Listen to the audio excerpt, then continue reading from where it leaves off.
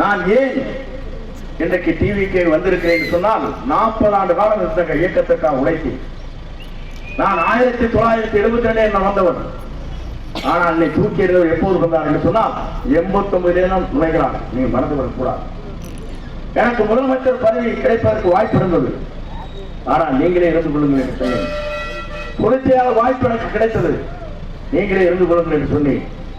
அதற்கு பிறகுதான் இத்தனை ஆண்டு காலத்துக்கு பிறகு 40 ஆண்டு காலம் உழைத்தேனை ஒரே மணித்துறையில் சாதாரண உறுப்பினர் கூட இருக்கக்கூடாது என்று தூக்கி எறிந்தவர்கள் இன்றைக்கு பவனி வந்து கொண்டிருக்கிறார்.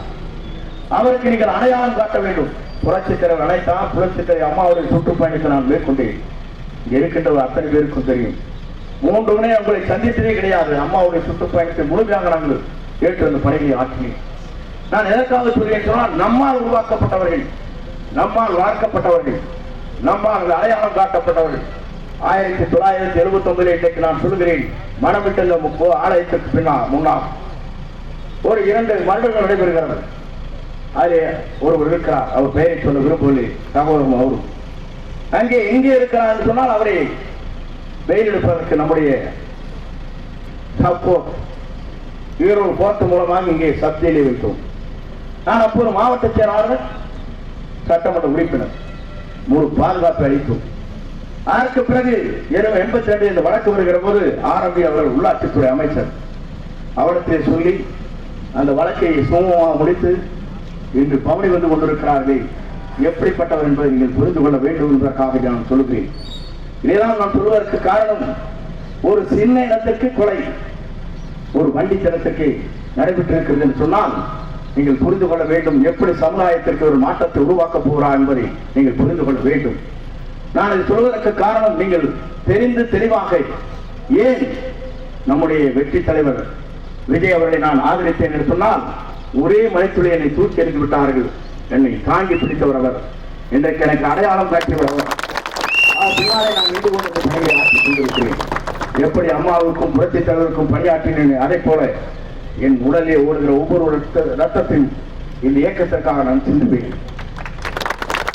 நான் இதை குறிப்பிடுவதற்கு காரணம், எல்லோரும் எல்லாம் பெற வேண்டும் என்பதுதான் நம்முடைய நோக்கம். அப்படி உழைத்துக் கொண்டிருக்கிற போது 2000 பேரை நீக்கிறான். அது மட்டுமல்ல, இங்க இருக்கிற மக்கள் தெரிந்து கொள்ள வேண்டும் ஒன்றே ஒன்றுதான். நான் ஒருவருடைய காங்கேயத்திற்கும் சென்னிமலைக்கும் இடையிலே இருக்கின்ற போது அங்கே என்னோடு பணியாற்றியவர் 91 ஒரு கிளைக்கழக செயலாளர், ஊராட்சி மன்ற தலைவர்.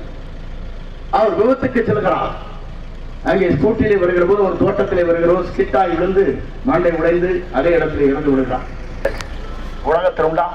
நான் கேட்கிறேன், இளவுக்கு போனதற்கே ஒரு மருமகனை நீக்கிறார்கள் என்று சொன்னால் எப்படிப்பட்ட மனதினை மிக்கவர்கள் இன்றைக்கு ஆட்சி கட்டலுக்கு வர வேண்டும் என்று துடிக்கிறார் என்பதை நீங்கள் தெரிந்து கொள்ள வேண்டும். நான் இதெல்லாம் சொல்வதற்கு காரணம், இதுவரையிலும் யாரை பற்றி நான் சொன்னதே கிடையாது. எப்படி நடந்து கொள்கிறார் என்பதை நீங்கள் புரிந்து கொள்ள வேண்டும். எனக்கு கிடைத்திருக்கிற வாய்ப்பு முதலமைச்சர் எல்லோரும் சொன்னார்கள், இல்லை நீங்களே இருந்து கொள்ளுங்கள் என்று சொன்னேன். பொதுச்செயலாளர் வாய்ப்பு அம்மா இறந்தவுடன் எனக்கு அந்த வாய்ப்பு கிடைத்தது. அதையும் நீங்களே இருந்து கொள்ளுங்கள் என்று முதலே சசிகலா இருந்தார்கள். அதற்கு பிறகு தான் நான் இதெல்லாம் எதற்காக சொல்கிறேன் சொன்னால், அப்படி நான் உதவி செய்தவர்களுக்கு புறமுதலை குத்தி இருக்கிறார் சொன்னால் புறம் குத்தி இருக்கிற அவர்களுக்கு பானத்தை போன்ற தேர்தலாக இந்த தேர்தல் அமைந்திட வேண்டும். அவனுடைய வேண்டுகோள். அது மட்டுமல்ல, இன்றைக்கு சிறந்த ஆட்சியை தமிழகத்தில் தருவதற்கு யாரால் முடியும், திராவிட முன்னேற்ற கழகத்தை வீழ்த்துவதற்கு யாரால் முடியும் என்பதை எண்ணி பார்க்கின்ற தேர்தல் இந்த தேர்தல். 50 ஆண்டு காலத்திற்கு பிறகு இளைஞர்களாக இருக்கின்ற உங்களுடைய வாழ்க்கை தரத்தை, எதிர்கால நம்பிக்கையை உருவாக்குவதற்கு யாரால் முடியும் என்று சொன்னால், தமிழகத்தில் புதிய மறுமலர்ச்சி உருவாக்குவதற்கு, ஒரு குடும்ப தலைமுறை மாற்றுவதற்கு உங்களால் முடியும். ஆகவே வருகின்றிருக்கிற நீங்கள் விசில் சின்னம் என்பது நமக்கு கிடைத்திருக்கிற பெரிய பரிசாக கிடைத்திருக்கிறார். அவர் கூட பாடுகிற போது பார்த்தார். அவருடைய நிலைகளை நீங்கள் எண்ணி பார்க்கின்ற போது பல்வேறு சோதனைகள். நான் அவரிடத்தில் கிட்டத்தட்ட ஒரு 40-50 முறை அம்மா தலைவரோடு பேசுவதை போல பேசினேன். அவர் மனமிட்டு சொன்னார், எனக்கு எவ்வளவு இடர்பாடுகள் இருக்கிறது என்று சொல்லுகிற போது நானே கலங்கி போனேன்.